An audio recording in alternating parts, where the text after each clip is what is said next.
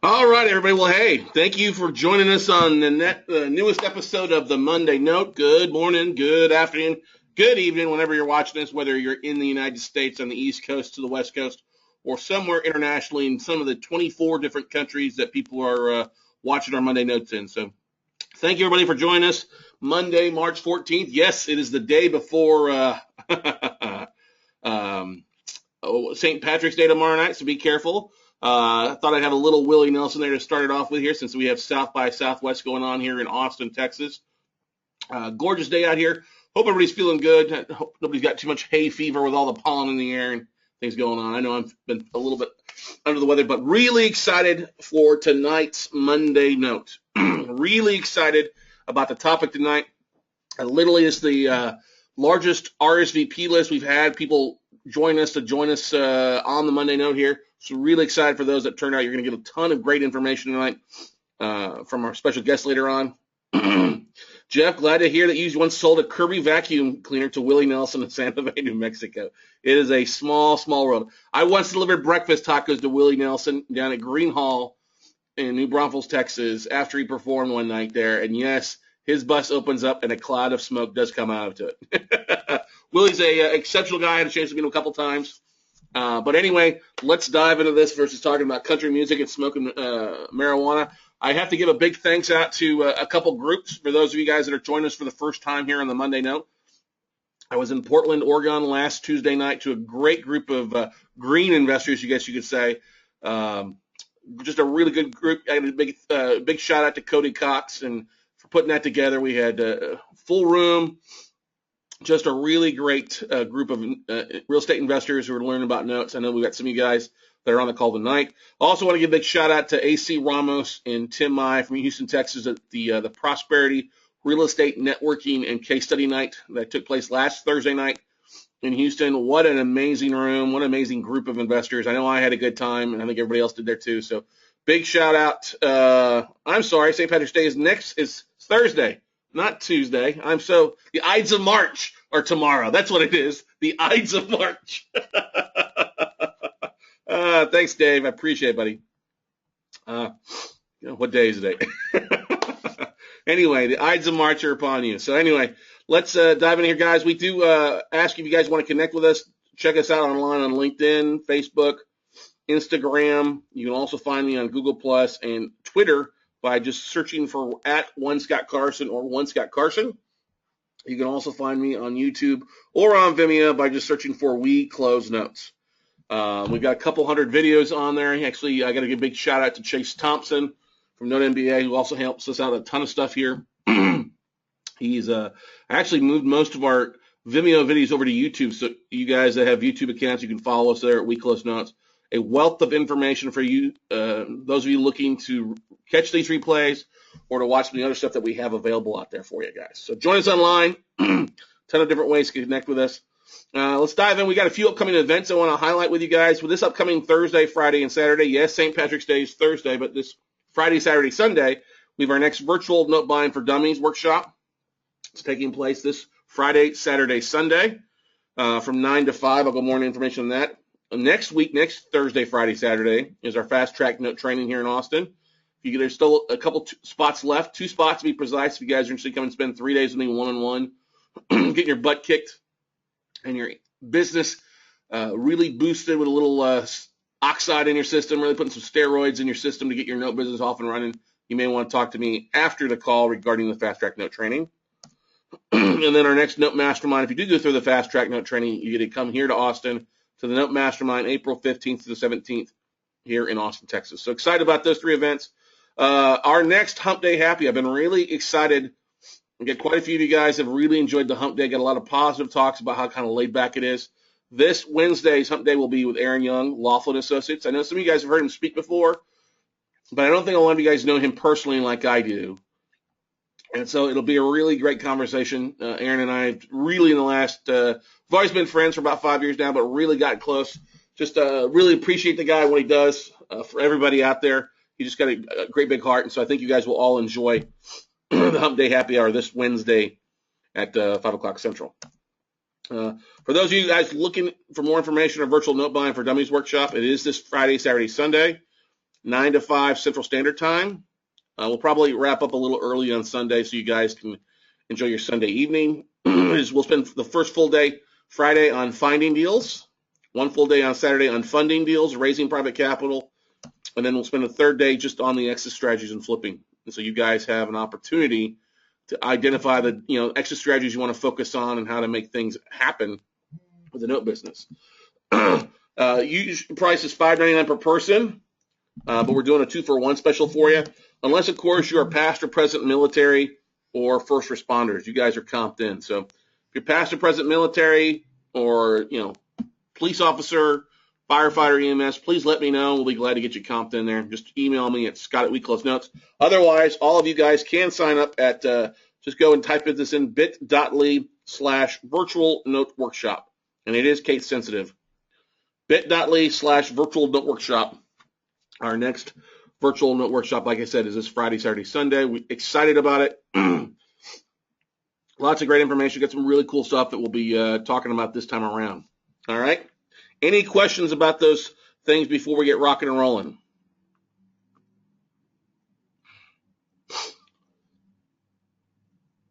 For those of you that are new, these calls are being recorded. Playback will be available tomorrow, maybe even later this evening if we don't run too long. But they're all available as well for you guys if you guys are looking really to track these down. So let's go about the Monday note here, everybody. So yes, I want you guys to be a note investor. Many of you guys don't know that these replays, here's the link actually if you want to grab the replays, write that down, bit.ly/the Monday note.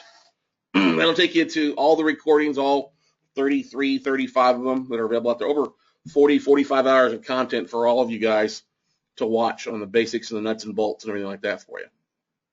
All right. But as we dive into tonight's the nitty gritty, the down and dirty, how to structure and sell your owner finances, a lot of you guys probably aren't familiar that I got my start first off in the mortgage business, and a lot of it was creating owner finances. Yes, I had a loan officer's license. Yes, I was doing traditional loans. Yes, I was helped launch Area Capital, which is a Texas-based mortgage company here with my buddy Boyd Pops. But many of you probably don't know that I literally learned the note business, non-performing and the owner finance side from two amazing real estate investors, Bob Leonetti and Jamie Kayla. They're out of here in Austin, Texas. I learned a lot of creative financing from them. I actually learned most of my real estate experience from them initially on it. And I got to spend literally 3-4 years literally just learning and soaking up as much information from them as I could. So I give them big props out to you. Literally structured thousands of owner finance wraparound and wraparound mortgages. I mean, thousands of real estate deals for investors. Obviously, it was a different time back in 04, 05, 06, and 07 before the market changed up. But we used to sell to Bayview, Boston Note, the Associates, things like that. We used to do simultaneous closings on new note deals and owner finance deals. And so it was really an interesting market. But when the market changed, obviously, I went a different route. I focused on the non-performing side. I'm very glad with that and love what I do. But I still use owner financing as an exit strategy in a lot of my deals. And I have to thank Bob and Jamie there, Jamie on the left, Bob on the right, obviously, for teaching me a lot of the stuff that I've learned. And when I've been one-on-one with people who come into my offices for the fast track or through the mastermind, and we're talking about structuring deals, I have a tendency to kind of blow their mind on some of the things that we do. And what's always nice is when you get a hold of somebody or network with another professional on it, and you can bounce ideas off each other. And that's what's so great about tonight's call, everybody. That's what been so excited about this for the last month, to have this call. Not only do I get a ton of phone calls, 5, 10, 15 phone calls a week from people looking to sell their owner finance note, but I'm always amazed that people just don't have their shit structured properly. They don't have it set up properly. And that's what's so great about tonight's call. Hopefully you guys will take some notes, grab a pen and paper. You're going to want to write down some stuff. You're going to have questions. So make sure if you ask a question, it's relevant, on task. If it's a generic question, wait till the end, and we'll make sure and hit everybody's questions at the end. But you're going to have a ton of questions tonight for tonight's special guest. And so tonight's special guest is the acquisitions and manager at the broker desk for First National Bank of America, also First National Acceptance Corporation.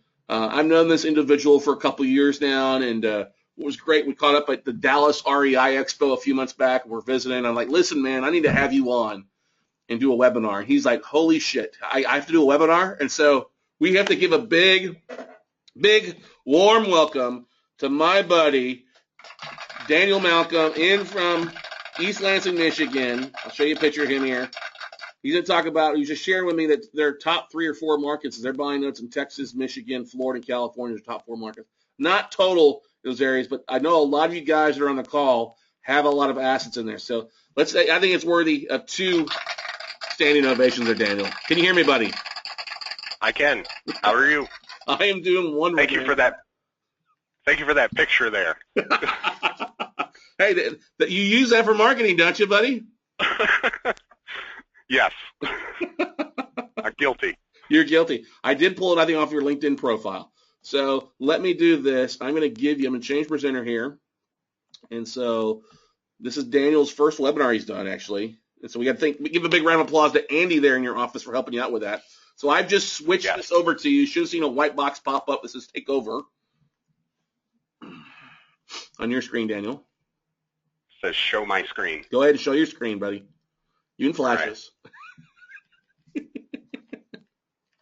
And now you can see my screen? We can see your screen. Go ahead and maximize your presentation because we see the slides on the left-hand side because people, I'm sure, will want it as big as there. So, yep, there you go down at the bottom. Click on it there. You're right there. There we go. Awesome. Look at that. Look at that. You can teach an old dog new tricks. Yeah, you can, buddy. Well, I'm very excited to be on the call. Thanks for having us, Scott, and thank you for everybody that's out there. I am Daniel Malcolm from First National Acceptance Company. We're a subsidiary of First National Bank of America. And on that first slide, that's some of the wonderful people we have working here. And we're excited to explain a little bit about the owner finance note business. We've been doing it for quite a while. We are a family-owned bank located in East Lansing, Michigan, like Scott mentioned. And we've been purchasing seller finance real estate notes and contracts for over 40 years. We've been around for quite a while. We purchase first position performing notes secured by real estate in all 50 states. Scott mentioned that our top 4 markets are Texas, Michigan, Florida, and California. And we buy a lot of notes in Texas. And so if you're in Texas, we would love to hear from you. In 2015, we bought 1,115 notes. Wow.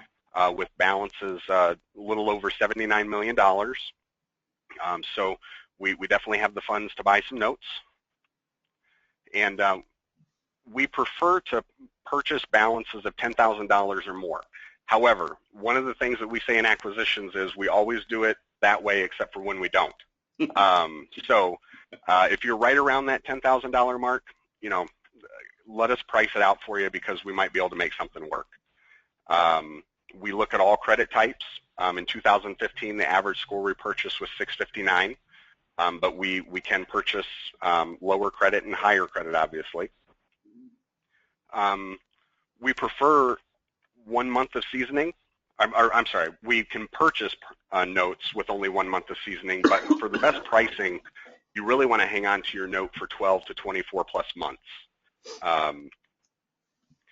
And a lot of people ask us if we can buy reperforming notes. And we can. For the best pricing, we prefer that they have been reperforming for 12 plus months. It's good to, not everybody that goes non-performing because they're not responsible. Sometimes people just get kind of dragged down in the mud and have a hard time. And then you probably have found that, Scott.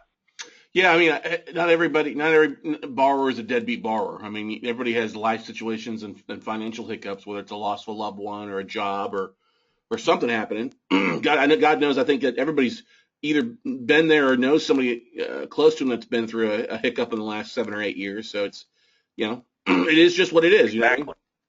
So. Yeah, exactly. And so just because, it's a reperforming note doesn't mean that it's a dead note to us. And we have some pretty good underwriters that do a good job of looking at the person and the story behind the reperforming notes. So we can certainly look at those, but it's nice to know that they've been back on track for a year or more. And then oftentimes people ask us how much we pay, and the way the industry works is there is a discount just in case we've got any complete newbies out there that have not ever tried to sell a note. There is always a discount. And in 2015, on average, we paid 83 cents on the dollar, and that's a real number. However, we often pay as high as 95 cents on the dollar. And that's very relevant on how the note is structured. I don't want people thinking here, oh, Daniel's going to pay me 95 cents on the dollar, and it'd be a 2% interest rate, or somebody with a 590 or 500 credit score, or it's a 40-year amortization. All right, one of the biggest things that you guys are going to learn here tonight with Daniel is really some of the best ways to structure your deals, get the most productivity. And every deal is going to be different, and then we can cover those individual note deals and kind of price that stuff at a later time. But make sure you take some notes on some of the stuff that he's going to cover right now for you guys. Yeah, that's an excellent point, Scott, that not every deal is a 95 cents a dollar deal, but not every deal is a 50 or 60 cent dollar deal either. So a lot of people ask, why is there a discount? Why don't you buy it for what it's worth? And I want to we came up recently with a video that we have on our website, and I'd like to play that for you. And in a fun way, it kind of answers a lot of the questions about why there's a discount. So we're going to jump into that right now. Cool. Ooh, that's looking even I don't do that, dude. That's awesome. Hopefully it works. Let's turn it up, dude. Never missed a payment. These days, I'm slowing down. You know, shell game gets old after a while, so I'm looking for a way to sell. What do you got?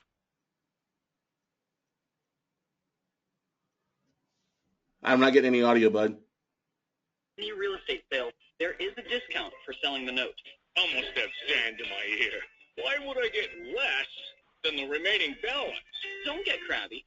Oh, I'm so sorry, sir. Think of it like this. When you sold your house, you took a risk. It's worked out, but anything could have happened. So, when you sell the note to us, we're taking that risk.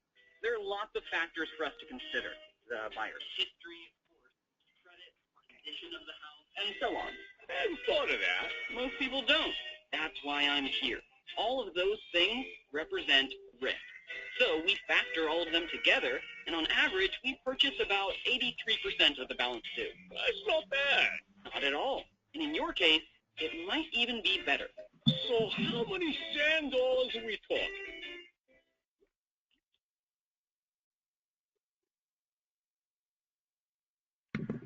So that video just said more than I could have said in probably an hour, and it said it in a much more fun way. So those are a lot of the one thing that the video doesn't cover is early payoff. So if we purchase a note today from someone that has an unpaid principal balance of $100,000 and we pay $100,000 for it, and then tomorrow the person pays off, obviously we wouldn't make any money. And so part of the reason for discounting the principal balance is to create a spread so that if the person pays off early, there's some money to be made. And then if they happen not to pay off early and we get to collect, several years of payments, then that's where us taking on the risk makes us more profit. And so do you have anything you want to add to that, Scott? No, I think you're right on. I mean, every structured deal is a little bit different. I mean, you guys are out. We've got a couple questions. People are looking for yield. What kind of yield are you expecting? And this is what I like to say. Owner financing is a lot like fuzzy math. All right. If you're going to hold on to the note for the entire time frame, great. That's awesome. Good job. You structured the way you want to structure the yield you want to get. But if you're at any point thinking you're going to sell that note, you're going to take a discount because somebody's going to take that risk. It's like going to Vegas. While you might bet black on the roulette table, somebody's going to bet red against you. And not everything is good as it's always. Not everything is always going to be good as it has been. Nobody's going to stay on time all the time. Things just happen. So if somebody's going to take on that risk, it's got to be more attractive for them to take it on in case something happens, and then they've got to put money into the situation. So just keep going, Daniel. I think you're doing fine, buddy. But I think that should answer quite a bit of stuff like that. Do you want me to talk to the yield question now? No, let's get to it later on. That's fine. Just you keep going with your stuff. I'm sure you got it later on there, so we'll go to that later. Okay. So at First National, we have a few different purchase programs, a few different ways to buy your note. One of the most common is just simply the full buyout, where we're purchasing the entire remaining unpaid principal balance. We also have what we call a full balloon. It's just like the full buyout, except if your note has a balloon date that is upcoming, say 3 or 5 years from now, and the purchaser currently has a credit score of 620 plus, we will buy that whole note, but we'll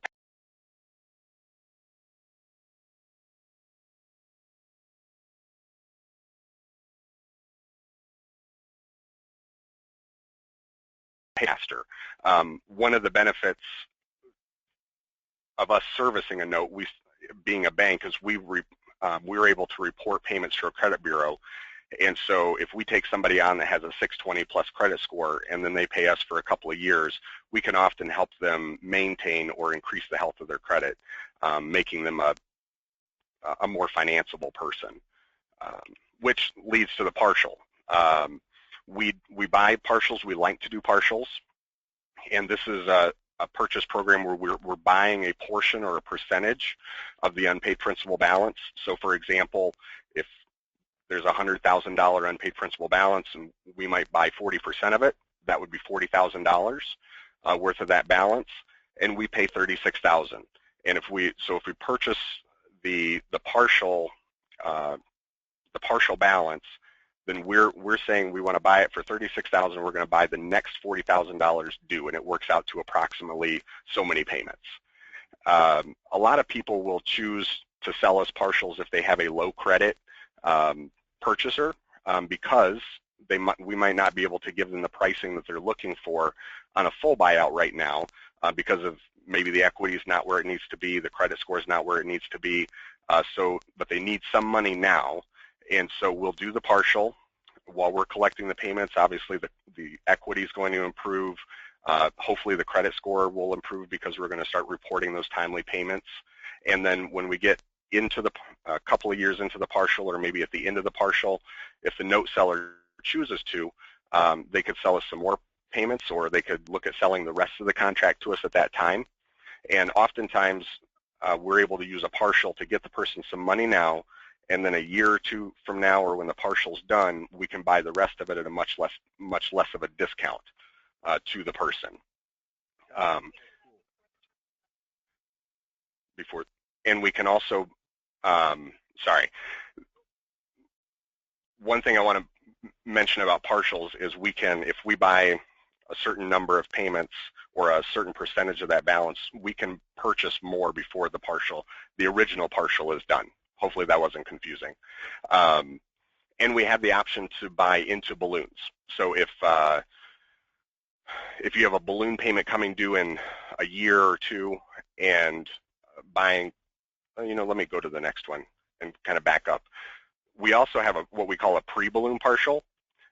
This is an option to purchase the remaining unpaid principal balance up to the balloon date. And then when the balloon date comes due, the note holder would receive the balloon payment. A lot of people choose this option as well. It's a way to pull out some money now, hang on to that balloon payment, and that way you're not giving up your entire interest in the note when you just need a certain amount of cash. You don't really need to sell the whole thing. So backing up a bit, back to we can buy into the balloon payment. Sometimes if the balloon is coming up in a year or two, there's really not enough money, enough of a balance to buy, and a person might need a little bit more money. And so we have the option to buy a partial that extends the balloon payment. And then if the person makes the balloon payment, then we get paid off what we're still owed, and then the seller keeps the difference.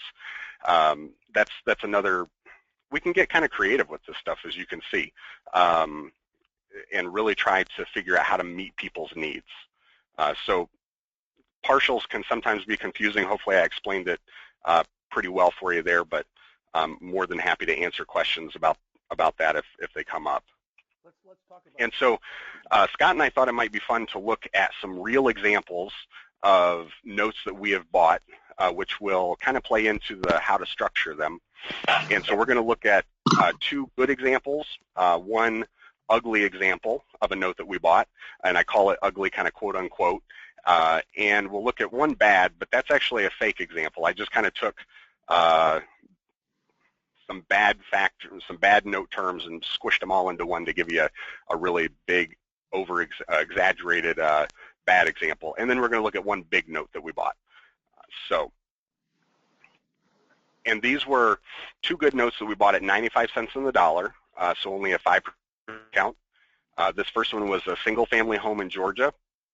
The balance was just over $136,000, and you'll notice there was no credit, zilch, nada, nothing. The purchaser just had no trade lines, nothing, and they only had 17% in equity, which isn't bad, but with only 17% equity and no credit, you would often expect to see a pretty big discount. But one of the things that really helped this deal out was the 150 months of seasoning. And we had some proof of payments, and we just knew this person was committed to the property. They had put 150 months into it. Really, they have a low chance of default and walking away from that property. They apparently really like it. And so that helped us with the discount. And this might be a good opportunity to segue into how we come up with our pricing. We don't have just one factor that we use for coming up with our pricing. We use a weighted formula, and we take into account the equity, the seasoning, so the number of payments that have been made, that's what seasoning means, and the credit score of the buyer. And then to a certain extent, the property type, whether it's a single-family home, a mobile home, that can play a part in it as well. Ooh, So look you're kind of at that handsome guy in the Longhorn. You're kind of evaluating three different risks with that, basically. The value of the property first and foremost. That's always a risk. How over leveraged are you, or how under leveraged are you? Is there any equity in case you do have to foreclose and take the property back? Secondly, you're evaluating the risk of the borrower with credit scores, and seasoning kind of goes into that. Seasoning is somebody who's been dedicated to making payments on time. So like that last one where it was like 12 and a half years where they've been making payments, they were really committed to the property. And even though they only had about 17% equity, you knew that they'd made payments on time, had really done a good job of what with the payment history and the seasoning-wise to make it worthwhile. And that's why you got 95 cents on the dollar, because 95 cents on the dollar, you got 20% equity really if you do have to foreclose, but the borrowers still got some room in there to either refinance you if they had to, or if you got to take it back, you got some room there to come out on a good side. Exactly. Good point. So our second example is a single-family home in Texas. Are you a Longhorn fan, Scott? I am. I was just watching, as I was sick yesterday, My All-American and crying about Freddie Freeman here in University of Texas. Hook 'em horns, baby. Good. We kind of took a bit of a risk put you in there, in case you were a Cowboys fan or something. So in the single-family home in Texas, the balance was just over $141,000. This one only had 2 months of seasoning, so only two payments made, with $358 remaining on the contract. But what this one had going for it, 41% in equity due to a large down payment, so they had a lot of skin in the game. People typically don't like to walk away from that much money real money that they've put into a property. And then also they had 741 credit, and it was extensive and stellar. They had lots of trade lines that were very good. They were paying people. They were just, again, a pretty low chance of default. And so we were able to get up to 95 cents on the dollar in that one as well. Let me ask you a question about that, Daniel. This brings up a good point, because we had somebody's asking here about, hey, what was the coupon rate? What was the interest rate on these mortgages that you paid 95 cents on the dollar? And do you know those of this one and the last one by any chance, or no? This one I do happen to remember, and it was a 6% interest rate. Okay. And I'm almost positive that the Georgia deal was like an 8 or 9%. Okay. Cool. Cool. But this brings up into the second one here brings up an interesting mind because those trade lines is like, why didn't that person just get conventional financing or get refinanced out? You know? That's an excellent question as well, and that is actually one. A lot of people have different reasons for going the owner finance route. Sometimes it's a family thing. There's just a whole host of reasons. But one positive, I guess, that we feel like we're seeing from Dodd-Frank, being in the note buying business, is Dodd-Frank has made the box smaller for the number of people that fit for financing. Yep. And so we're finding more and more people with great credit who they're self-employed, and so they're not able to show the type of income because they're running their income through their businesses, and so they're not able to show income for the banks the way the banks want, or it's a second home, a vacation home, and it's just too much. The DTI, the debt-to-income box has gotten smaller from what I understand, and so just more and more people are not able to get financed, even though they're great borrowers. Right. And among a whole host of other reasons. Yep. I don't know why that person didn't go to the bank. They're at a bank now. That's right, baby. That's right. So here is a real example of an ugly note that we bought it at 81 cents on the dollar, so a 19% discount, which may or may not sound like a high discount, but this definitely had it was a little rough around the edges, but it had some saving graces, and as we dug a little bit, it really looked, kind of ugly, but then got prettier as we dug. It was a single-family home in Michigan, so might have helped that it was in our backyard, with us being in Michigan. The balance was just over $169,000. It had negative equity, actually, not a whole lot of negative equity, but they were, they weren't swimming above the water. And 43 months of seasoning with 315 months left. The person had 488 credit, and honestly, I remember looking at this credit, and it just did not fairly represent the person. This was one of those cases where whatever formula the credit reporting agencies use, it did not it was not fair to this person. I've seen people with 600 credit, 650 credit that had worse credit than this person. So they were 488, but the underwriter really didn't feel like they were. And then also, we had proof of a $30,000 down payment and proof of payments, and so we knew that they had a lot of skin in the game, and they had been there, again, for almost 4 years. Right. And we spoke with the purchaser, and that conversation settled a lot of our underwriters' concerns. And so we were able to buy this. This might have kind of, just first glancing at it, it might look like a note that we would never buy. We have some pretty good note buyers on our team here, and they dug and dug and dug and fought for this deal, and they got it approved, and we bought it. And I feel like we gave the person a pretty fair discount, given the potential risk that we're taking on as a bank. And I suppose one other thing that helped this out was the underwriter was very happy with his coffee that day. And for those of you that don't know, that disco fella there is Fred Foote. He's one of the owners of the bank, and one of the brothers who now manage or are deeply involved in the bank here, and he was the underwriter that approved this deal. And so he was very happy that day.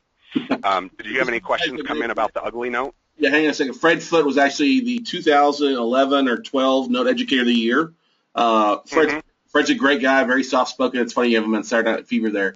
But just a great guy, really knows the business, really has been in real estate for a long time, and that's really helpful to have him kind of reviewing your deals and getting a feel for it versus being like a Chase or somebody else who's would have kicked this out the minute that 488 score came across without even looking at it.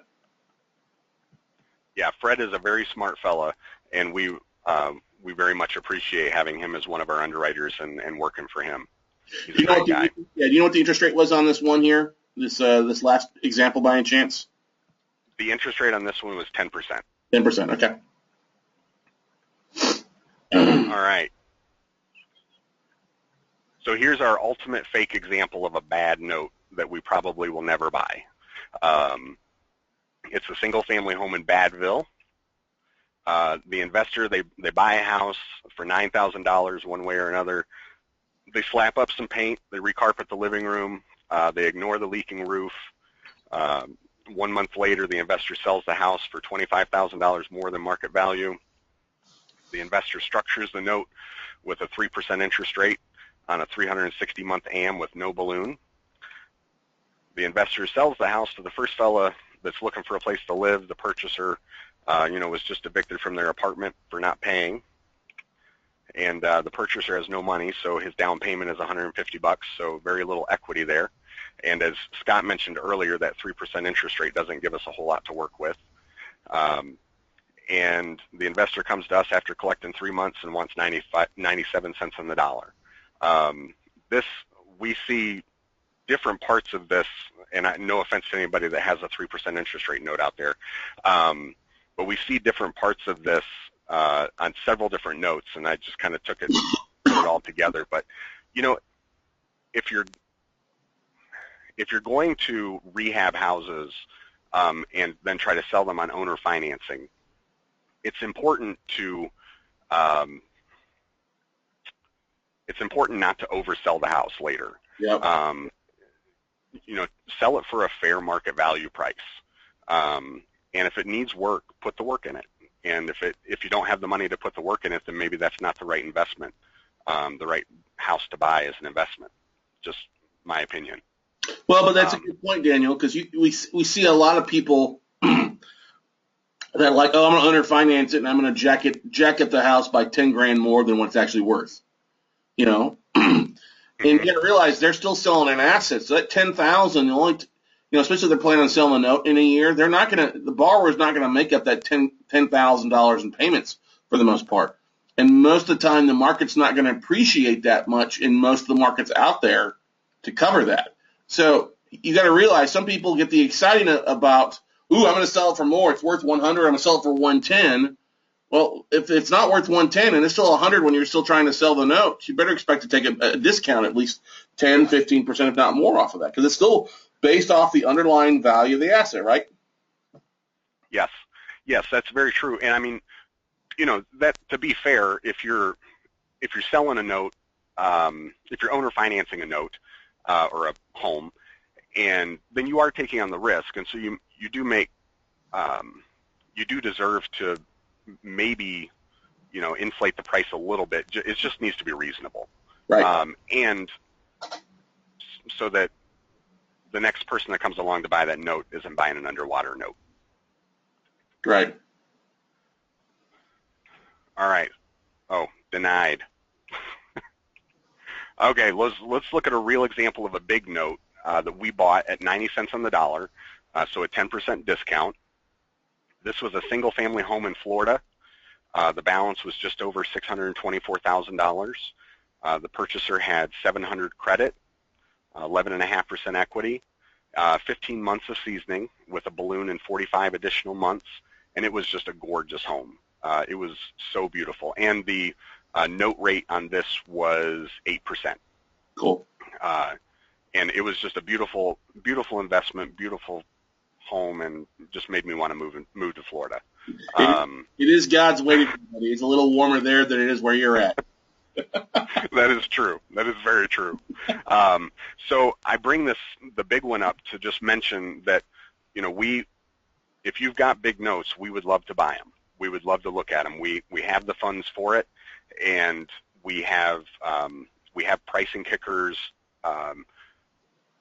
included in our pricing formula to give some special preference to larger notes, because obviously our yield on a large balance is more than our yield on a smaller balance. So we would love to see more and more big balanced notes. Well, and that's important too, because there's a lot of lenders that have gotten away from doing the jumbo loans. The plus 375 in most markets, or plus, was it 725 in other markets like California and other areas. So, well, That's great. And I have got a couple questions here about people are asking about the balloon and the Dodd-Frank Act about that, and if they can do that or not. And we'll cover that in a minute, everybody, on that. But one thing you're talking, a question popped up here earlier from Jeff a second ago, is there's payment. People are making payments. Is it a best practices rule to have people have their loan with a servicing company like FCI or Land Home or Essen, where it's a third party collecting the payments, Daniel? Or how do you guys check that if they've got canceled check stubs from the borrower, or what's the best practice that these investors should be doing to ensure the best possible price when it comes to double checking payment streams? Great question. Using a third-party servicing company is certainly a great idea, and FCI is a good servicer, and it certainly makes it easier to keep track of the payments and provide verifiable proof of payments. We have most of the people who come to us to sell notes are not using a third-party service company, and so to provide verifiable proof in those cases, yes, cancel checks, bank statements showing the amount of the payment being deposited. If people are paying with money orders, maybe keep a copy of the money order and then also deposit the money order by itself so that it shows up on your bank statement as its own deposit. That's a good way to show it. And we have a lot of note sellers who come to us who say that they get paid in cash, and which is perfectly acceptable. In those cases, I would encourage people to deposit that cash by itself. If you've got several properties that maybe you're renting out or you're collecting payments on, rather than putting all of those payments together and doing a bulk deposit, if you want to keep track of the payments, separate the payments and deposit those amounts separately so that it shows up on your bank statement as $350 this month, $350 the next month, or however much it is. That's another good way to keep track of cash payments. Yeah, I mean, most banks will charge you minimal for a money order there at the bank too. I mean, that's one of the things that we've done, or I've done. Anytime that somebody pays me cash on stuff, if they couldn't make it, we'll go to the bank and Steph will get it converted to a money order. And it looks like a cashier's check, and we get a receipt with that, and we'll just make it out from Daniel Borrower to Inverse Asset Fund or Inverse Ventures, and now we have got a deposit slip and then a receipt that we can use to help our borrowers later on either get traditional financing or it helps us more valuable when we're selling the owner finance note out. It's a small fee to do every month if it happens like that, everybody, but honestly, it's well worth it if you're going to sell the asset off later on. I mean, it's so well worth it. I mean, if you can get these people set up on automatic drafts or a third party, it's well worth the $20 you're spending a month, which I think is what FCI's minimum is on a performing note to make things happen. Yeah, that's a great idea for cash. And so however you decide to do it, keeping proof of the payments is very helpful. Right. Now, we have cases where, we don't necessarily in all cases need to have proof of payments to buy notes, but it certainly helps. Yep. So, you ready to move on, Scott? Yeah, sure do. Somebody just asked, are you guys buying notes on commercial properties as well as residential? Or are you guys just buying residential? No, I'm glad that person asked the question because I forgot to mention that when we were talking about what we buy.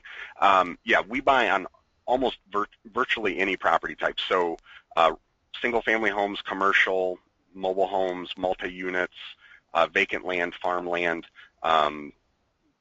virtually anything. And with commercial notes, we typically prefer partials unless the remaining AM on the note, amortization, the length left on the note is less than 8 years. Our underwriters will typically prefer a partial. But if it's a good deal and it's then we can certainly entertain a full. I mean, we won't turn it away, but we will do everything we can to get the note seller what they need. Sure, sounds good. Cool. I'm really thank you for asking that question.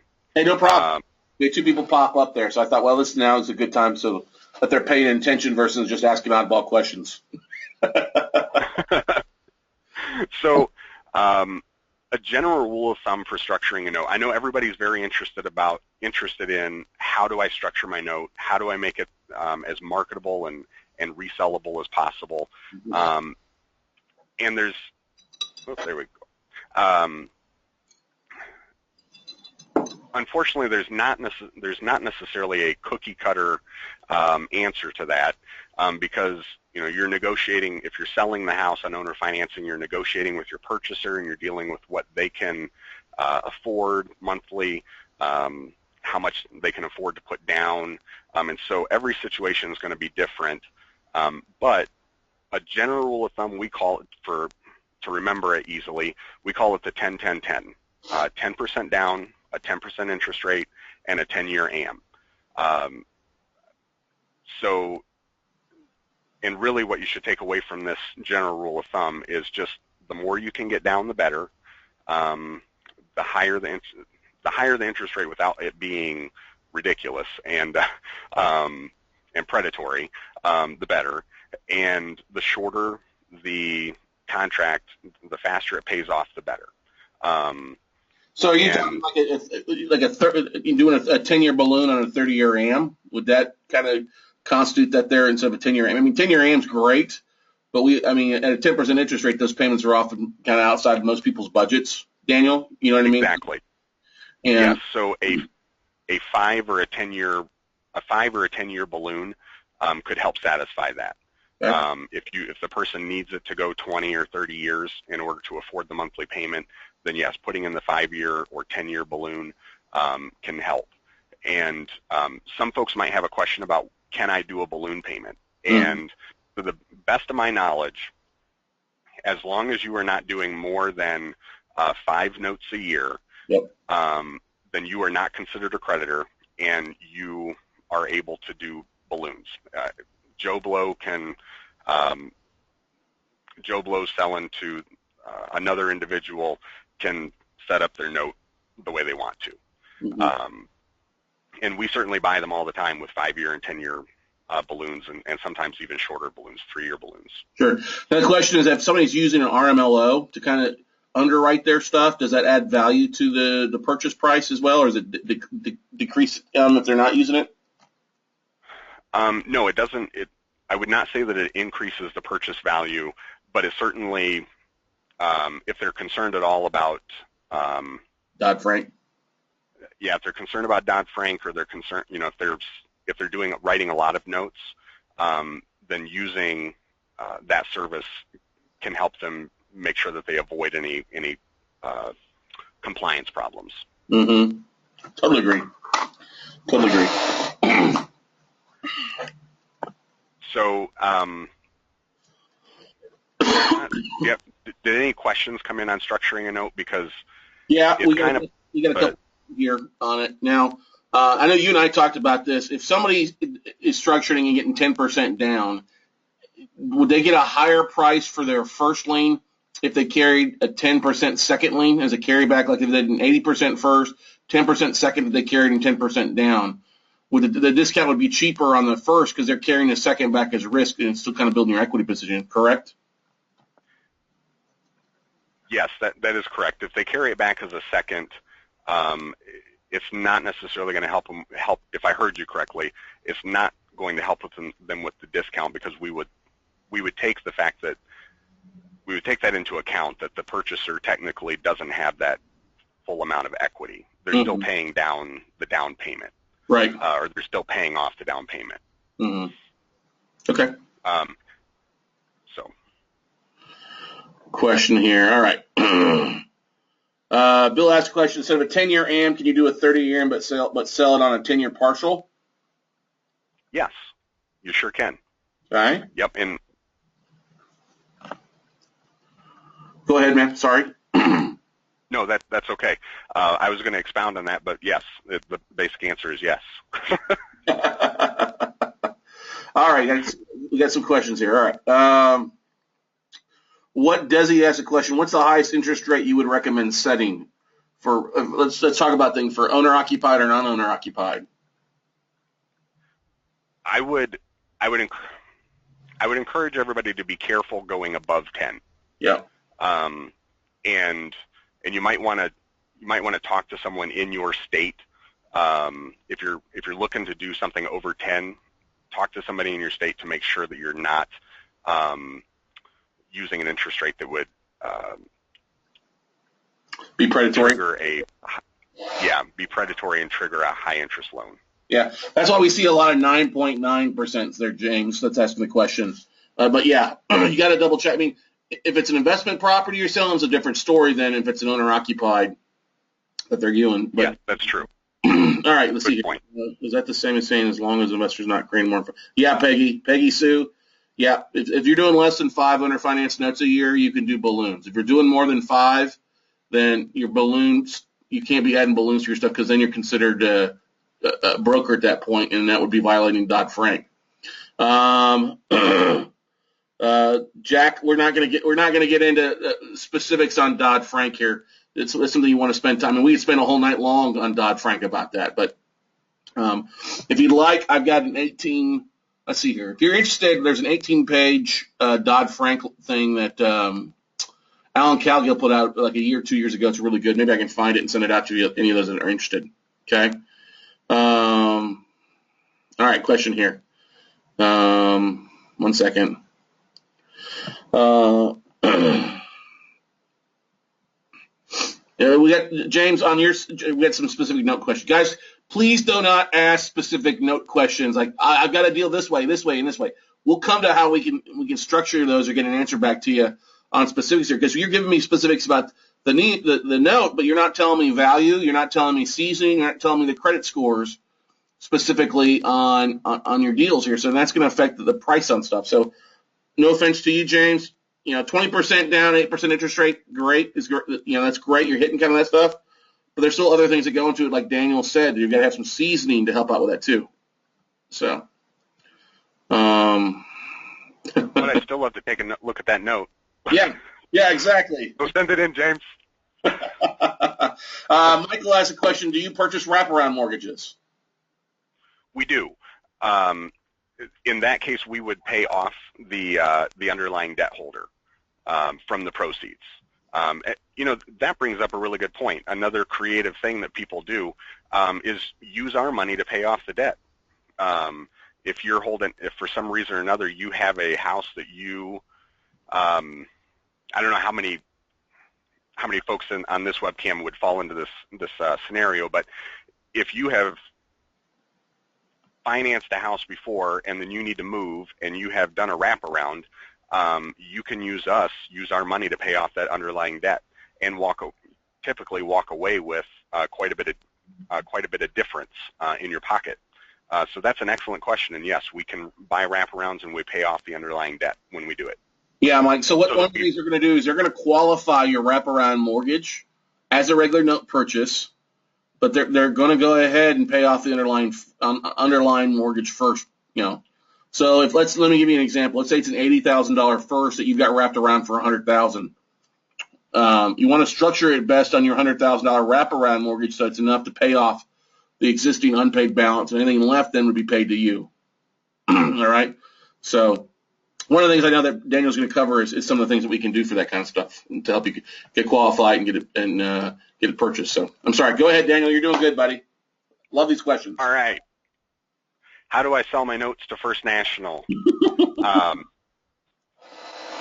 So if you are a note seller on this webinar and you just have notes that you want to sell that are your own, then I would encourage you guys to submit a fast quote to We Close Notes.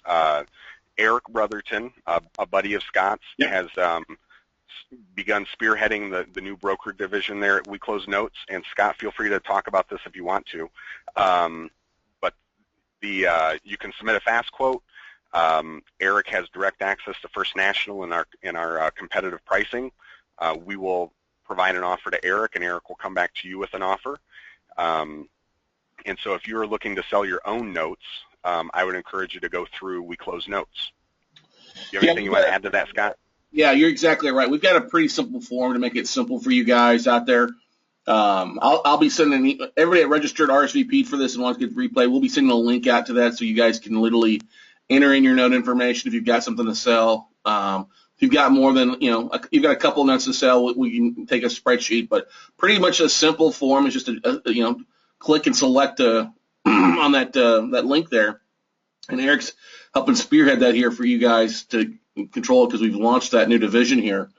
Because we get just so many questions. That's part of the reason we reached out to Daniel to help you out with that. And you guys are looking to structure an owner finance deal or something to make it the most attractive for selling. We totally encourage you to reach out to us as well, or to put your note deal in there so we can kind of come back and give you an estimate of pricing so you know what is going to be the biggest bang for your buck. But I've always been a big believer, the more you can get a borrower to put down, more skin in the game to put down, the bigger bang for your buck you're going to get. And I know that Daniel said carrying a second's not that exciting, but the thing that he did not mention there is if you're doing a first and you got a small second, and your first is somewhere between 75 and 80% of value. All right, it's below 80, just say 80% or less on your first. That is so much easier for somebody to go out and refinance out, even if it's not through First National Acceptance Corporations or First National Bank of America. If you get somebody's borrower credit scores up on that stuff and they've got a 75% or 80% first, and a lot of lenders will let you subordinate that second back, or you forgive it if it's priced a good point, or you just keep it in your IRA for cash flow. There's some great things you can do to structure your stuff. So highly recommend you structure, because what I've always seen is people have a first lien of 100% or 95 cents on the dollar, and they can't sell it off. And if they were to just do a carryback or get more down payment from the borrower in some sort of fashion, you're still going to take a discount, but that discount will kind of be not as extreme if you're still carrying a second and going from there. So we're here to help you out there, to help you take advantage of the market and really make things happen for you, and work hand in hand with Jay and Daniel and Andy and everybody there over at the broker desk of First National Acceptance. So looks like Carl we submitted one today that looks to meet criteria. That's awesome, Carl. Let's see here. James is giving a big shout out to Eric. Spoke with Eric already, very responsive. I always love hearing that. Let's see here. Is there anything that people should look at as far as related closing costs, Daniel, off their stuff? That is also an excellent question, Scott. Thank you very much. We pay for the closing costs. So when we make an offer, it is net to the seller. It's net to the seller. So we've already assumed our closing costs. We've taken that out of our offer, or we've taken that out, and we're giving the offer that we're making is the offer the person gets. Yeah, but no, that makes sense. It's net what you send out and what you and Eric, or what you guys and Eric were working through. That number is what you're going to receive. Right. Question here: if there's unpaid taxes due, do you guys require that taxes be paid up to date? Typically, yes. Especially if the property is in danger of tax sale at all, then yes. Right. We would want to pay those out of the proceeds, the note seller's proceeds, typically. If there's a payment plan in place, say the delinquent taxes are the purchaser's responsibility, and they're not endangering the property. They have a plan. The purchaser has a plan in place. They've been making payments. Then sometimes we will go ahead and let them just carry that out and see if they honor the payment plan. And then sometimes we have the option of adding back the delinquent taxes to the balance if it makes sense to the deal. Cool. So we have a few different options there to deal with delinquent taxes. Cool. Any problems with the borrowers in Chapter 13? Is it well, we do. I mean, we can potentially buy that. That's certainly not our bread and butter. Right. And we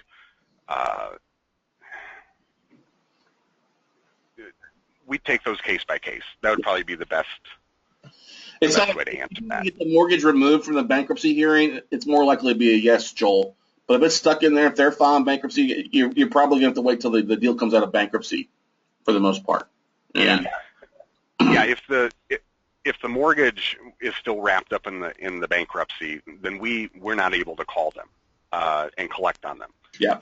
And is my understanding. And so So yeah, if it's like that, we typically won't touch it. And if the person has a recent bankruptcy, again, the underwriters need to hear the story behind it.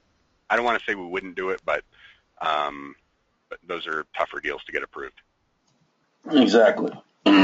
If you, Fred asked a question here, please explain how you guys get paid on brokering it out. Well, if you guys will go back to that link and submit it to us, we'll come back with a bid to you guys of what your net would be. And so let me give you an example. Let's say First National accepts comparison and us come back and say, okay, we're paying $95,000 for that deal. You would then remove your commission. If you want to make $5,000 or $1,000, remove your commission to whoever you're brokering the note to at 94. If you want to make $1,000 or 90 is what you'd want to provide to your seller. The biggest thing I'm going to tell you guys right now is I don't want to deal with a daisy chain. I know Daniel doesn't want to deal with a daisy chain. I know Eric doesn't want to deal with a daisy chain. So don't send us a note from a note and be a joke broker. You've got to be direct to the seller on these deals. Otherwise, it's just not worth the time to waste trying to go through you to get everything. And if there's a third party, would you agree to that, Daniel? I would, and I would add to that that don't go on Loan MLS or FCI and copy and paste postings and send those in for quotes. Make contact with the seller. Mm-hmm. If you've not made contact with the seller, you're kind of wasting everybody's time. Yeah. Yeah.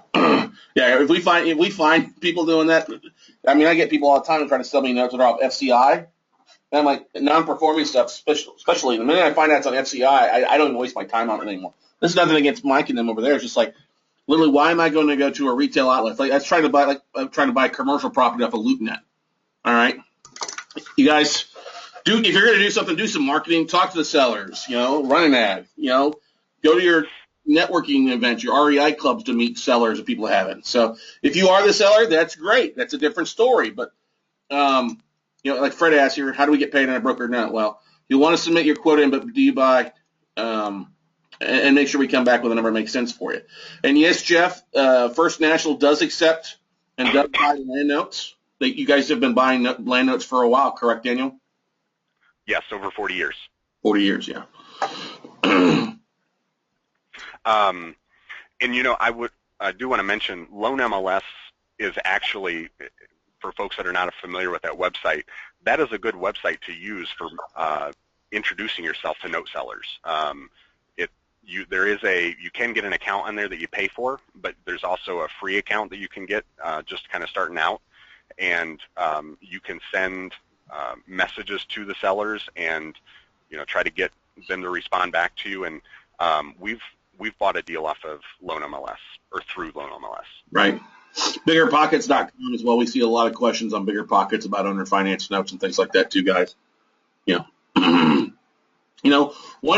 One of the biggest things I still see working in today's, which I don't see it working with the non-performing distress side, but with performing notes and things like that, running a local ad in your newspaper in the financial district of your things, it still yields results because a lot of people that have created under financing for 5-10 years, and this is nothing against them, are not the most social media, internet marketers. They still read the paper every day. And so, surprised if this is something you're really focused on doing or kind of at that business, it may be worth you to run an ad in the paper. That's a great suggestion. I've had several of our performing brokers say that works for them, running newspaper ads in their local market or just the markets that they want to focus on, running those classified ads. And somebody recently told me that they get some of the biggest responses from the classified ads in the baby section. In the baby section? like posting, people looking to buy baby accessories. Uh-huh. The guy told me that he runs these ads in the baby accessories spot, and he gets more calls. So whatever that's worth. They got to pay for school somehow. So anyway.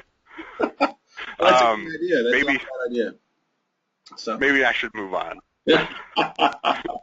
Question for you. Okay. Yes, Buford, they buy residential and commercial notes, and they do buy notes on apartment complexes. Yeah, Gary asked the question, is there a target interest rate we should try to use on each deal? Yeah, we just talked about that a few minutes ago, Gary. Try to focus on something that makes sense. If they're owner financing the whole 10-10-10 model, 10% amortization, 10% down, and then 10% interest rate. If you keep that in mind, or 10% balloon or 10-year balloon, those are the three tens to keep in mind for you, Gary. Okay. But that does, because we have a couple. Is there a targeted yield you guys are looking for the most part on the front end, depending on how it's structured? We buy everything typically between a 7% and a 10% yield. Okay. There are cases where it can, we jump up and we're looking for a 13%, but typically we're right around the 7 to 9 yield. Do you ever see any notes that are start off with a fixed rate that turn into adjustable note rate after a while, Daniel? We do. We see those, and we actually typically, maybe always, we amend those. So if it's an adjustable rate mortgage that comes to us, we typically will want to make it a fixed rate. And if there's any type of kind of super creative language in the note terms, we sometimes will try to standardize those as a part of the purchase, assuming that the purchaser is willing to sign some amendments. Yeah, that makes complete sense. Cool. And they usually are, because typically when we're suggesting an amendment, it is to the purchaser's advantage, so that their interest rate isn't jumping from 7 to 10 to 12 to 15. We'll just pick something in the middle that makes sense, and it's a win-win for everybody, and the purchaser walks away very happy. Right. Now, what's your average? How long does it usually take you guys to close on these deals? Because I know some people are like, well, I'm looking for money in 7 days. You guys have a time frame that you're looking at on average that it takes to close it, because you got to collect the documents and then double check things, correct? Correct. So typically it takes us 4 to 6 weeks to close a deal. Right now, in 2015 and currently, on average, we close within 30 days. Okay. And the way a typical transaction, we'll just skip that slide. The way a typical transaction looks is, once we have an accepted offer, we order a property evaluation that we do and pay for. It usually takes about 3 to 5 business days for that. Once that comes back, we would like to do a purchaser interview. We don't do this without the note seller's permission, and we prefer the note seller to give the purchaser a heads up that we're going to be calling. And it's a short 15, 20-minute conversation, or we hope it will be. And it's very easy. We just want to confirm, verify the terms of the contract, make sure everybody's on the same page. We explain some of the benefits of us servicing the note, and we get to answer or ask some of those questions that can sometimes help underwriting. We don't have to do a purchaser interview on all of our transactions, but some of the rougher ones we like to do it. And once the purchaser interview is done, we give it to underwriting for approval. Once we're approved, we order title. It usually takes 5 to 10 business days to get title back and clear it. Yep. And then we're ready for the best part, and that's to schedule the closing and pay everybody. Yeah. Nick asked a question. You guys have been really good and working with Eric and stuff like that too. You guys are getting indicative bids back, whether it's a full note sale or a partial note sale, usually in 24 to 48 hours, considering those being business days, everybody. Yeah, we typically we get quotes back to our note sellers or our brokers the same day, but definitely within 24 hours, definitely by the next day. Okay. We work with people in all different time zones, so sometimes it's not until the next day. Question here: will you service our notes even if you do not buy from us? No, we're not a servicing company. Yeah. Excellent question. Yeah, not bad, Phil. Jeff asked, do you buy non-owner occupied notes? Yes, they do. Yeah. Cool. All right, what else do you have for us, Daniel? Well, yeah, let's just look at this last thing here real quick. How do I broker notes to First National? It's very similar to if you're looking to sell your own notes. We have a fast quote request form on our website, finacusa.com, and there's the link for it. And once you submit the quote. One of our 6 broker desk note buyers, they're pictured down there. That's me in the middle. They will provide you with a quote within 24 hours, often the same day as we mentioned. And one of the things that we feel for our brokers is a benefit is once you submit your first quote, you're going to be assigned to one of these 6 folks down there, and then you get to build a working relationship with them and close deals with the same person. So no bouncing around. It's not like every deal is going to be with somebody different. And so you kind of get to learn how your note buyer works, and they get to learn how you work.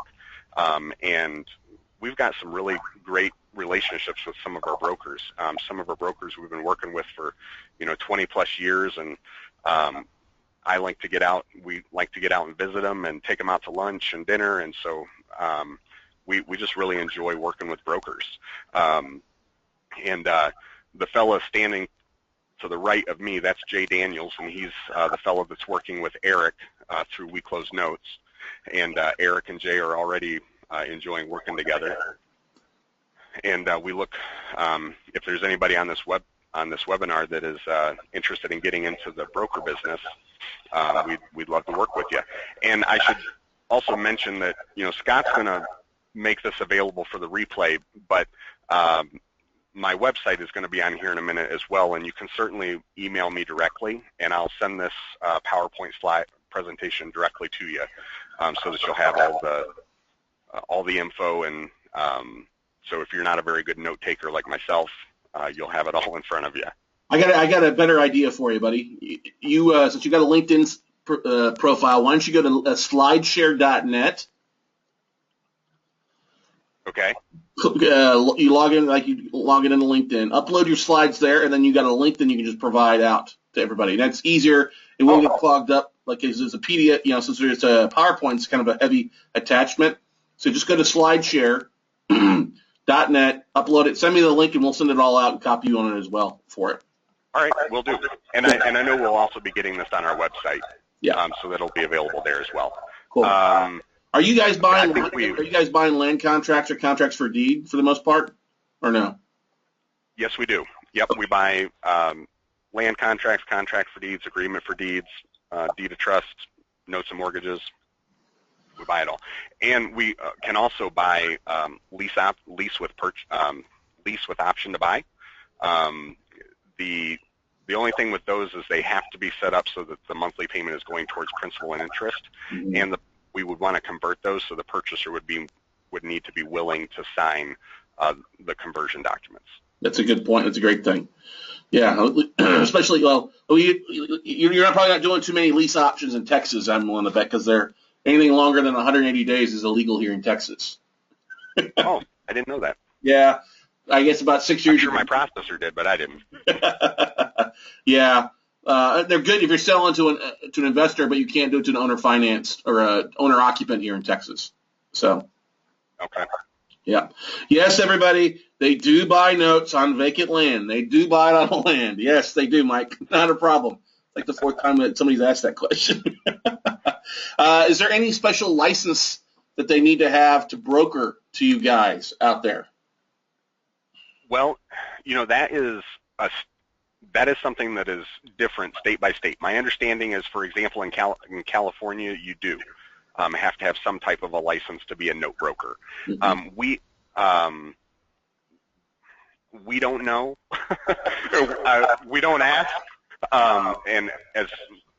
And so I would encourage anybody, if you're in any other state than California, and I forget now exactly what the department's called, but you would just need to check with your state government to see whether or not you need to be licensed in your state.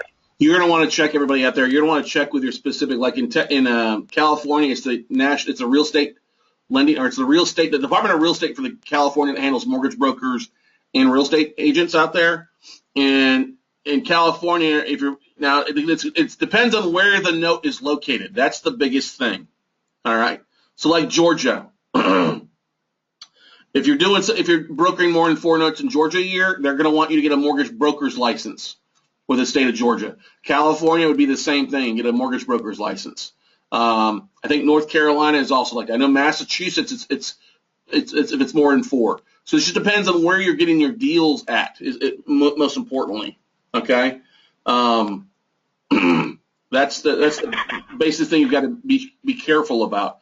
That's why, having an NLO can be helpful for if you have somebody who's creating a loan and going through that, especially on notes created after, January of 2014. You're going to want to have an MLO really look at it to make sure you're Dodd-Frank compliant, especially if you're doing it more than 4 times in a year. Okay. Question: Texas? I don't believe you have to have a license if you're brokering notes through Texas here. If you're doing the owner finance thing, you still should double check. But that's why I say, if you're brokering, it depends on where the note's going to be at in Texas.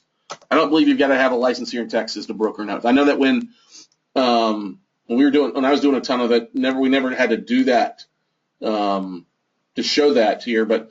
Like I said, like Georgia, if you're doing more than 4 and then the Attorney General finds out, they will do a cease and desist for you guys.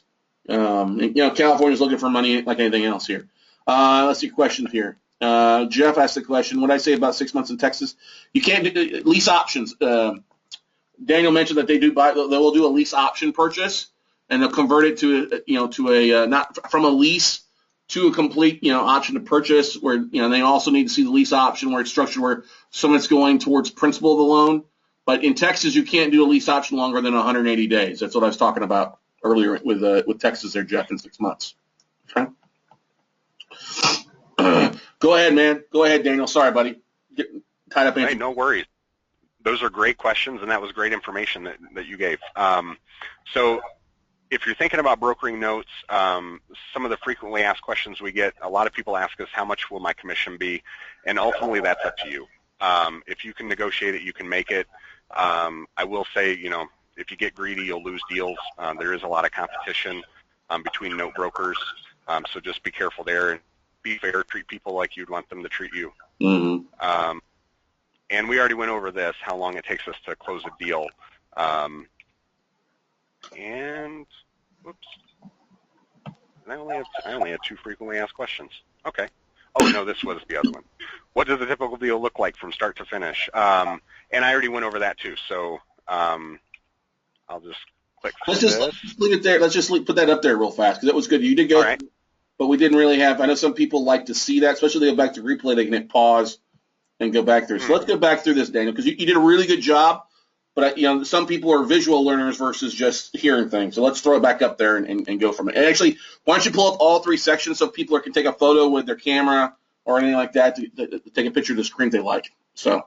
All right, gotcha. So we provide you with an offer. We pay for the closing costs, as I mentioned before. So this is a net offer. And if you're brokering, then the offer that we give you, you would want to deduct your commission from our offer and present that offer to your note seller. So if we say, hey, we'll buy the note for $83,000, or let's say $53,000, and you decide you want your commission to be $3,000, you go back to your note seller and say, hey, I can sell your note for $50,000. Once the note seller accepts, then you would want to have your note seller sign a broker-seller agreement. And we have a template that we can provide to you for you to use, and you can edit it, put your logo on it, make it yours. And it's nothing big. It's a 1-page document that just states that the note seller is giving you permission essentially to buy their note for $50,000. And then when you return the broker-seller agreement to FNAC, we have you sign a broker-FNAC agreement. And again, it's just a 1-page document that our note buyer prepares and sends over to you, and in that it states that we're going to buy the note for $53,000, and at closing we're going to pay the note seller $50,000, and we're going to pay the broker $3,000 separately, so we don't disclose commissions to the note sellers. And we can pay by check or direct wire, whatever is easiest for the note seller and for the broker. And so once it's all signed up, that's the ready part. Then it's set, and the broker is going to gather some due diligence items from the note seller to pass on to First National, and your note buyer here on the broker desk will let you know what we need to see. It can be a little different depending on a little different from deal to deal. We try not to request more than we need ever. And then we order a property evaluation, and that typically takes 3 to 5 business days. When the value comes back good, then it's time for the purchaser interview. And like I mentioned earlier, that's a quick little phone call to the purchaser just to make sure everybody's on the same page. Now, by the purchaser, you mean the borrower, the actual borrower on the note there, Daniel? Yeah, we use the term purchaser, but yeah, borrower. Yeah. Okay. And so we're calling the borrower and just having a quick conversation with them about the note, the terms, make sure everybody's on the same page there, and all the information we were given was correct, and make sure there's no verbal agreements between the note seller and the borrower on the note. Then we present it for underwriting for approval. We usually have an answer within 24 hours from underwriting, and then it's go time. Once it's approved, we order the title. That typically takes 5 to 7 business days. And then once title is cleared, we schedule a closing. And we can do title office closings, or we can do mail-outs, depending on the needs of the situation. And then once we're closed, then we get to the best part, and that's you and the seller get paid. Right. And I would add another nice thing about working with First National is we have a processing team that is we currently have 6 processors, and do we have another one starting? And another one starting soon.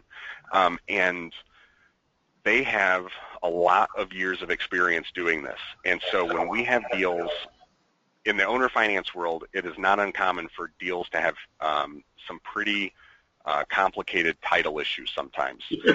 And we certainly have the resources and the experience in our processing department to handle those difficult title issues, and we will get them closed. We're really blessed with a great processing department. Right.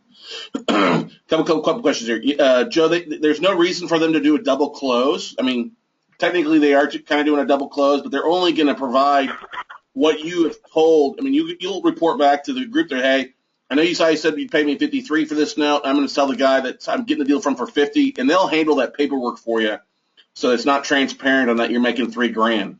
Right, Daniel? Yeah, correct. Yeah, when we go to closing, the note seller is not going to get the broker FNAC agreement is not included in the closing documents. So the only thing they're ever seeing is $50,000. Yeah, exactly. Kevin here asks a question. To be a broker, can we broker to other note buyers or only to your company? Kevin, if you're going to be brokering owner-fund notes, you can sell to whoever the hell you want to. I mean, if only you want to sell to FNAC would make sense, but you can literally sell to anybody that wants to buy the note, of course.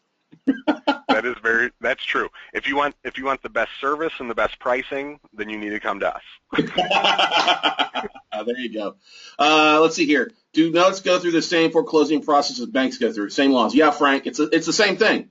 You are becoming the bank. So if you're going to foreclose on a note deal, yeah, here in Texas, 21 to 51 days. If you're going to be in Ohio, it's going to be 6 to 9 months. If you're going to be in Florida, it could take up to 9 to 18 months. So yeah, it's the same foreclosure process as a traditional bank would. If you're looking for more information, Frank, that's kind of a newbie question. I would highly recommend you take our virtual note buying for dummies workshop here this next Friday, Saturday, Sunday.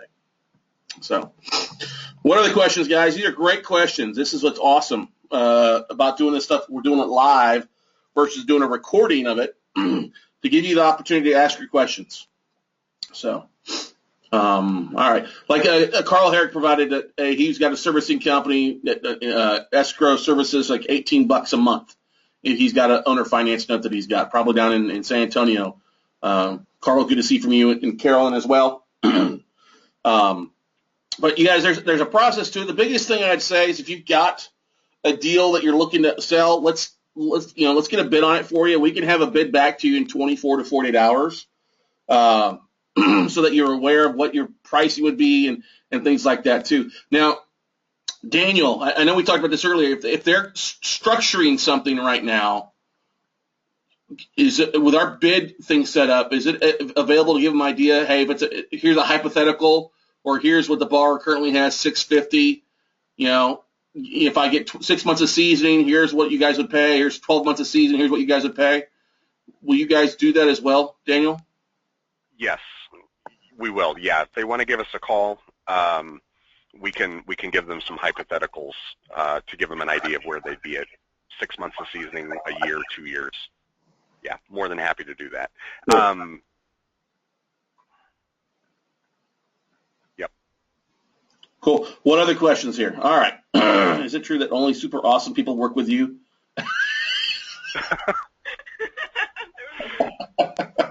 Yes, that is true. Only super awesome people work at First National. I have a feeling that might have been a First National employee. That's funny. Oh, good times. What other questions, everybody? This is the best time. I mean, you guys, the thing to keep in mind, too, I know that Bill asked a question about land contracts and contracts for deed. One of the things you got to be careful with a lot of this stuff is that stuff is structured properly. I know that there's a couple companies out there that had a ton of non-performing paper that they turned that into land contracts, and were only getting like $500 or $1,500 down, and they weren't clearing out the title hurdles. I know that Sabrina Hawkins and I, some of you guys are familiar with them, with Main Street Investors out of California. Sabrina and I were on the phone a couple weeks ago talking about contracts for deeds and things like that. So one of the biggest things, if you're structuring stuff or buying stuff, it is important to have somebody review your collateral that you're buying. You know, now one of the big things you guys don't want to do too is take a full list of. I know there's a couple companies out there that send out lists of contract for deeds. Last thing you want to do is take a list and send it in and try to broker a huge amount of stuff. That's just a waste of time.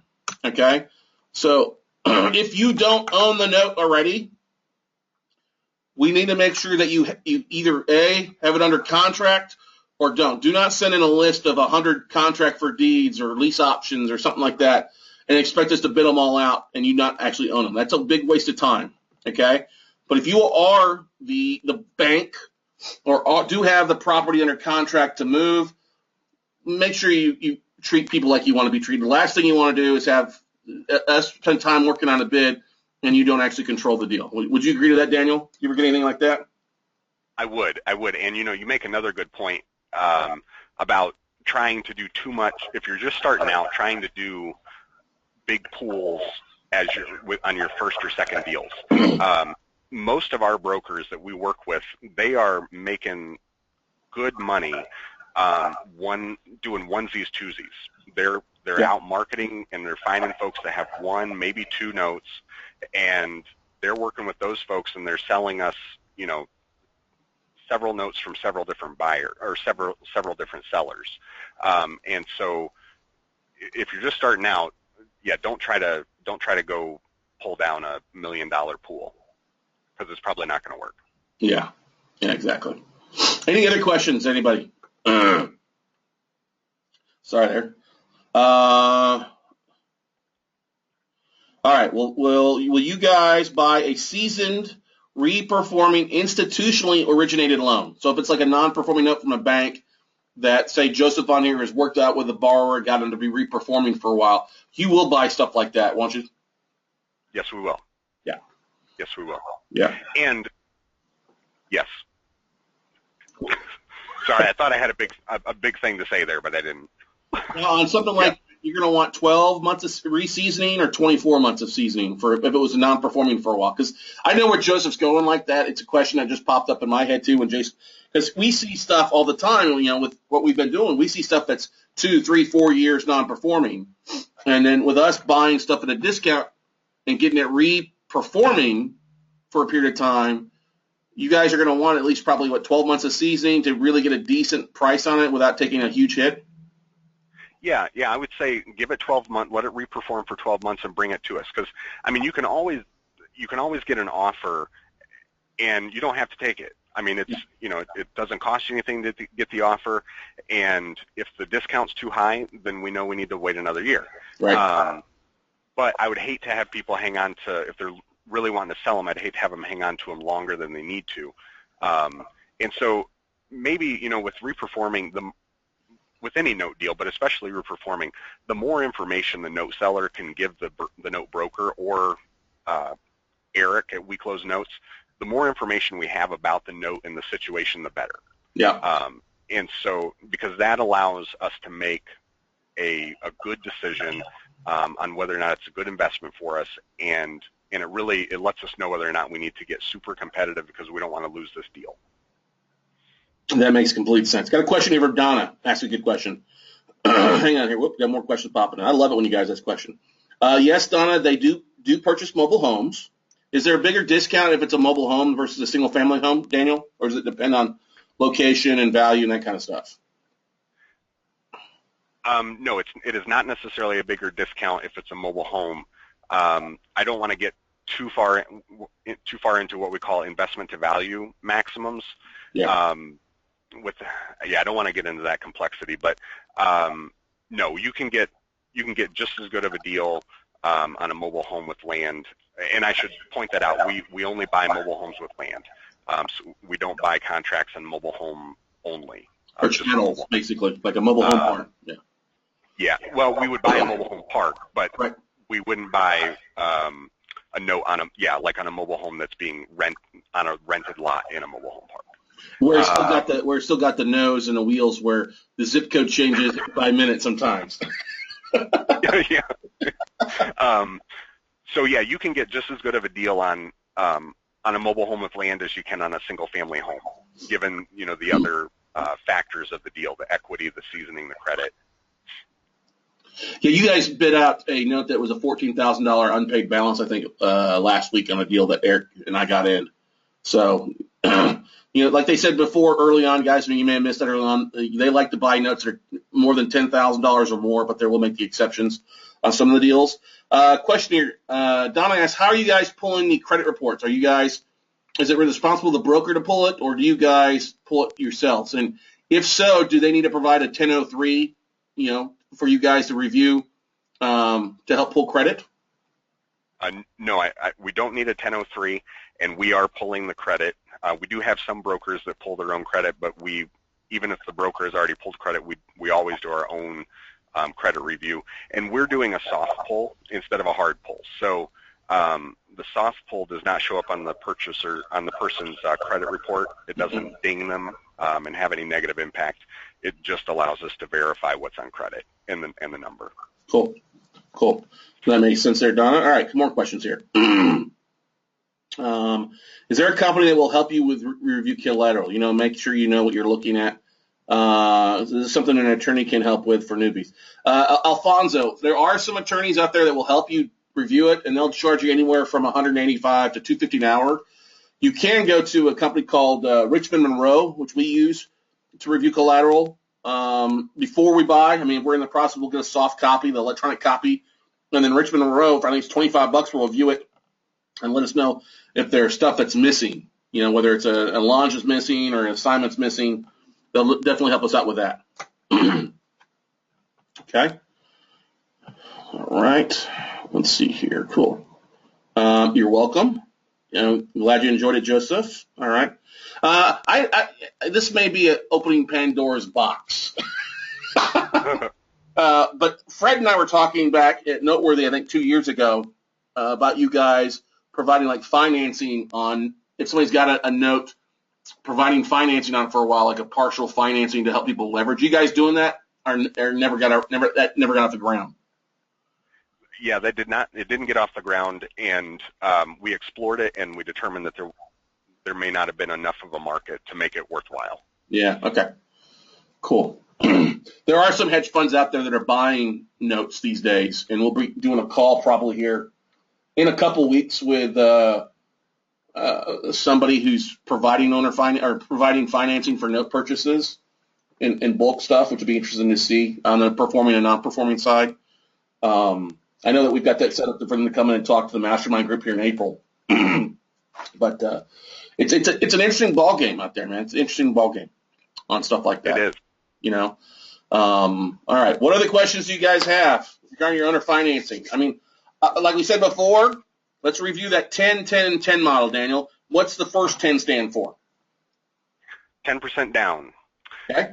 Second 10. And then 10% interest. Uh-huh. And the third 10 is a 10-year AM, which just means make it as short as you can.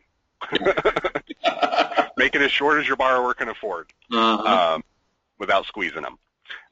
And then don't forget about using, if you're not doing a bunch of notes, then don't forget about using the balloons, a 5-year balloon, a 10-year balloon. And as one of your callers, I'll call him, one of your callers pointed out earlier, we could look at a 10-year partial. So if it's a long note without a balloon, let's look at a 10-year partial and see if we can make something work. There we go. That's the big thing, too. With the partials, you don't have to worry about giving up the asset. You're just getting a chunk of money, which most of you guys, if you're doing something you need, you're really kind of cashing out your investment or the skin in the game you got to buy the asset to move it on to something else. And you're still leveraging. You're not losing on that deal. You're just keeping it in. And if it, I get payments for 10 years, but if the borrower refinances you out, great. You guys are going to get paid off and then provide a chunk of change back to the original seller. So exactly. And with our partials, the note seller can buy it back at any time. Oh, nice. And right from the beginning of the process, we provide a Schedule A, and so the note seller can see how the percentage of the balance that we're purchasing, how it's going to be ammed out and paid back to us. And so if they are curious about what happens if the purchaser pays off early at month 30 of the partial, they can go right over, and as long as everybody's paid contractually, they know exactly how much we're owed, how much they get back, or if they decide they want to buy it back at month 30, they know exactly how much we would need to be paid. So our partial program is pretty slick, and we'd love to buy more partials. Right. Exactly. So many times the partial is such a better deal. So don't discount partials. Well, we discount partials, but don't disregard partials.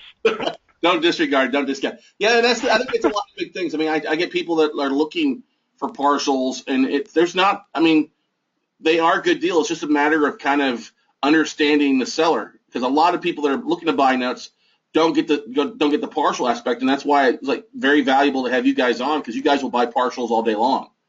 So yeah. And you just mentioned something that is good advice for anybody that wants to be a note broker, and that is when you're talking with note sellers, find out what their need is. Yeah. Just ask them, why are you looking to sell your note? They might not need to sell the whole thing because they don't need $80,000. They just need $20,000 to pay for college tuition. Yeah. And so instead of them thinking they've got to sell their whole asset to get $80,000 when they only need 20, find out what the need is, and then let's see if we can meet the need. Are you guys buying any tax lien notes? We are not. And you guys are only buying first. I want to make sure you clarify that you're not buying seconds, correct? Correct. We only buy first position performing notes. Yeah. Now there are, I don't want to open Pandora's box either, but there are cases where if there is the same note seller and the same note borrower have a first and a second, like your example earlier of the down payment, there are cases in which we will buy both the first and the second. Yeah, it makes sense. We would not buy the second without buying the first. Yeah, that's what we do here on my side. I don't buy seconds unless, of course, they're behind my first, and it just makes more sense for me to buy the second just to control everything, to help expedite if I got to foreclose. But yeah, what do you realistically believe as far as seconds out there? And it's not bashing anybody in the seconds investor space, but the seconds market is really drying up quite a bit. Are you seeing a lot of that too, Daniel? I can't really speak to that. I spend so much time in the world of the first that I don't know a ton about seconds and the market for the seconds. Right. I don't have very many people calling me to ask me to buy seconds, but that could also just be because people know that we buy first. Yeah. Well, there was only I was doing some review recently with FHA and some of the things on what was originated specifically back 15, 16 years ago, and it was basically for every first, there was basically 5 firsts for every 1 second that was originated. the lines of credit and things like that too associated with it. So it's a smaller pool if you're buying seconds than it is if you're buying firsts. But it is obviously, seconds get much more a bigger discount if you're self-financing versus raising capital. But guys, that's the big thing too. When I got first started in the note business, we were brokering a ton of owner finance notes. Creating things, and this brings up a question somebody asked earlier. Will you buy hard money loans as well? Or are you looking for what's the minimum term you're looking for on a note that you'll buy? The minimum term. Yeah. If somebody's got a hard money loan, it's a 12-month term with a balloon after 12 months. Will you buy those type of? Yeah, given the right scenario, we could buy that. Yeah. So I don't necessarily know that we would have a minimum term. The deals just has to make sense. Mm-hmm. So yeah, we could buy a hard money loans. Cool. Any other questions, everybody? I know we're getting close to 8:45 here locally. Hopefully everybody's set their clocks forward and figured everything out. They're like, oh shit, it started an hour later or an hour earlier. Cool. Is there let's see here. Is there a document form? Do you have a short list of the documents people need to collect to help provide that you can send over to us, Daniel, that we can send out to everybody and what they're, as far as the documents required versus, that way they know that they've got stuff available, everything they need? Yes, I sure do. And if folks want to go to our website, finacusa.com /brokers, or just finacusa.com, and then there's a tab for brokers. A lot of information and resources are available on our website as well. Cool. But yes, I'll provide you with what we call our broker's due diligence checklist. Mm-hmm. I'll send that over for you to include for everybody. Cool. A couple questions here popped up. What marketplace portals does First National participate in as a market maker or buyer or seller? Like you talked about, what, Loan MLS? Are you guys, in any other portals out there? We advertise on Loan MLS. We don't sell any of our. Hopefully, I'm hearing the question right. You are. We don't sell any of our notes, so we're not advertising to sell any notes anywhere, and so I guess none other than advertising. Yeah. Question for you. Did I understand the question right? You totally got it right. You're not selling any of your guys' deals. You're only looking to buy. Because you guys are a family bank. Fred Foote and everybody like that's a family bank, and so they're only looking to purchase. Now you're going to be in Southern California here in just over a month at the what is it? What's the name of the new expo? That it's not the REI. Think Realty. I got to write that down. Think Realty Expo, taking place in Long Beach here. What is it? April 22nd and 23rd. You'll be out there in Southern California. Sure will. Looking forward to it. Get away from Michigan. You're going to be at Paper Source as well in the end of Yep. Okay. We will be at Paper Source in April, and we'll have a booth there and a booth at the Think Realty in Long Beach. You'll also people. Cool. You'll also be speaking at the Note Camp, the online Note Camp, kind of like Note Expo online summit that we'll be doing in June as well. You'll have an hour and a half to talk about owner financing and structuring, some stuff like that too, Daniel. I know you're excited about that, right? I am very excited about that. That's a very innovative idea, and I'm super excited. Yeah, I had some ideas in between the medicine head I had this weekend on some of the things like that. Let's see. Jeff asked a question. Would you pay off a wrap mortgage and JV split with the investor? Well, yeah, Jeff. As they said earlier, they will do that. They're going to pay if you have a wraparound mortgage, depending on what the seller of the note is looking for. Yeah, they'll provide there's enough spread left between what's owed on the underlying mortgage and then what they're selling for the wrap. Yes, they will do split that. You just have to dictate to them what they're doing it at or what you're looking for. As he said before, you want to make sure and find out what they'll take for the note. Make sure, or like I said before, $100,000 wraparound mortgage around an $80,000 existing mortgage. You want to make sure that the amount that's being paid out is going to cover the wrap. All right. And now I would add to that, especially for note brokers that are going to be working with note sellers. most people are not looking in an underlying debt situation or a wraparound situation. They're not really looking to bring money to the table, Right. but that is an option. So, I mean, if, say, somebody had an underlying debt for $83,000, and for one reason or another we're only able to pay $80,000 for the note, if the note seller wants to bring the additional $3,000 to pay off the underlying debt, they certainly can. And we've had people do that. Yeah. We've had note sellers say, hey, I'll let you pay off $80,000 of it, and I'll pay $3,000. And then I'm out from under it. You've got this, first position note now, and I'm free of this debt. So there are note sellers that do look at that as an option. Yeah, it's a great point. If it's not too much, you never know what they're. Hey, let's get out from underneath of this. Let's get moved on. Yeah. That specifically happens too. I'll bring that up because we've run in a couple situations like that too. If somebody has moved out of their house and they owner financed their house, and they're looking to get a traditional mortgage later on, especially if it's if they've got a Fannie Mae or an FHA loan under their first, and they're looking to get that off their credit so they can go get another one. Some people would be willing to bring money to the table to take advantage of that, get that paid off there so they can go get a new loan later on. Exactly. Because that stuff will show up on their debt-to-income ratio, it'll show up on their credit report, and it can throw their DTI way off because it looks like they've already got a mortgage on there. And if I remember correctly, what is it?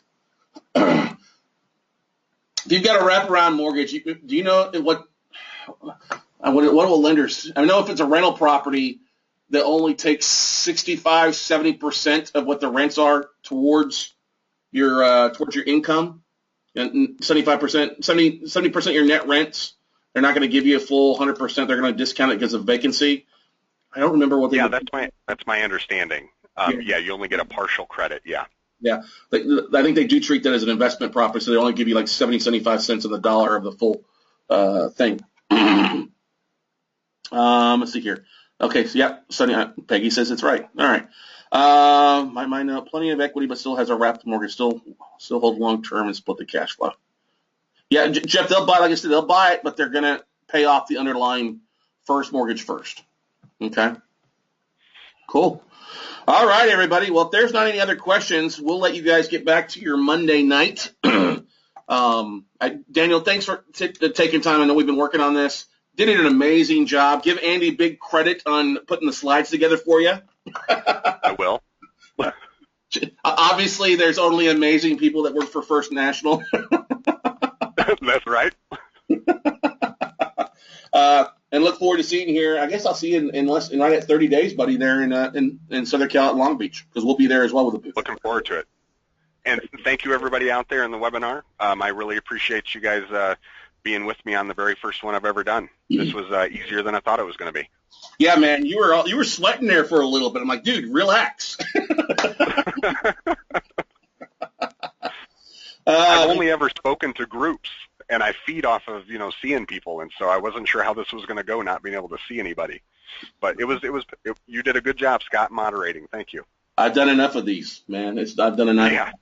But we got one of the beautiful things I love about the audience and everybody that's on here. We got great questions. We get some newbies, which ask new questions. We don't usually have stupid questions, which is fine. Some people just don't pay attention sometimes, which is what happens. But everybody usually does a really good job. And so I'll tell you what, it comes off who we have on. And you did a great job, provide a lot of great content, a lot of great questions. One that takes some people, unfortunately, don't have some good content sometimes, so I have to kind of prod them to get things done. But you'd have done fine even though I wasn't on the call, buddy. You did a great job. So thanks again. Thank you. I know it's almost 10 o'clock where you're at there in East Lansing right now? Yeah, it is. 10 minutes to 10. Well, go home, man. Have a good evening. Tell Andy, thanks again for helping us out and being available to everybody. And we will see you. We'll see you here in roughly 30 days or less, buddy. Okay? Great. Thank you. Bye-bye, everybody. Bye.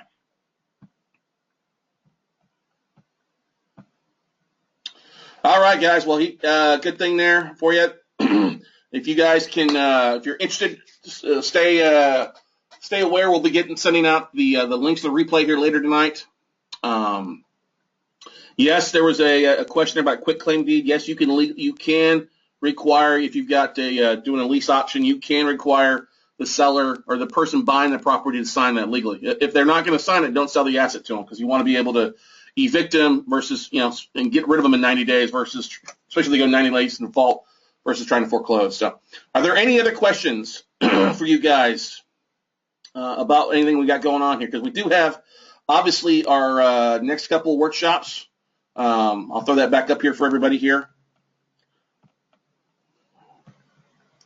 This upcoming Friday, Saturday, Sunday, March 18th to the 20th. If you're looking, make sure you can go to this website, bit.ly/virtual note workshop, and that shall take you to the link. Get signed up there. And once you get signed up, we'll reach out to you to find out who your guest is. We had 175 investors on the virtual workshop about 6 weeks ago. Expect to have close to that this time around as well for you guys. Let's see what are the questions here. We'll get the list of things needed. Yeah, that'll be helpful for you. Good. I hope you guys get some good ideas off this, because that's one of the biggest things when we try to do these for you guys. Give you things to help you in your note business. Hey, brokering is not a bad thing. Just make sure if you're going to do it right. And that's what we wanted to have you up here. We want to have you a source you can sell your stuff to, if it makes sense. If not, hey, you have something you're looking to sell, not looking to broker, let us know. I know that we're not we are not taking too much of a big piece of the pie or anything like that. A small marginal commission when we're getting anything. It's bit.ly, BIT. It's down here at the bottom of the screen, bit.ly/virtual note workshop, where the V, N, and W for virtual note workshop is capitalized. Or just drop me an email at scott@weclosenotes.com, and we'll be glad to get you a link to that via email for you guys to get signed up for this coming weekend's virtual note buying for dummies. So, any other questions, everybody, before we wrap it up for the night?